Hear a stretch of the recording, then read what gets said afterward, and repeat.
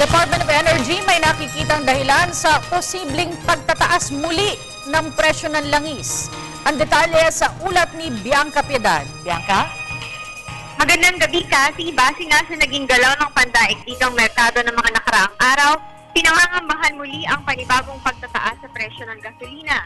Pero hindi dapat ito ikabahala ng publiko dahil may nakikita man na dahilan ng Department of Energy sa dagdag presyo ng langis, hindi naman umano ito ganun kalaki.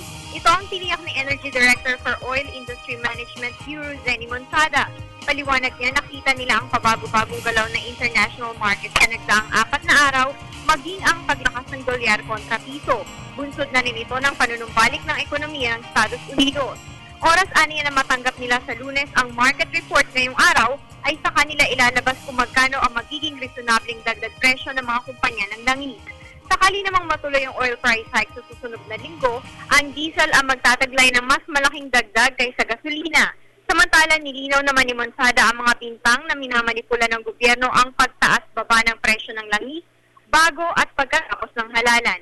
Ayon sa opisyal ng DOE, wala itong katotohanan dahil hindi naman naiimpluwensya ng eleksyon ang domestic pricing.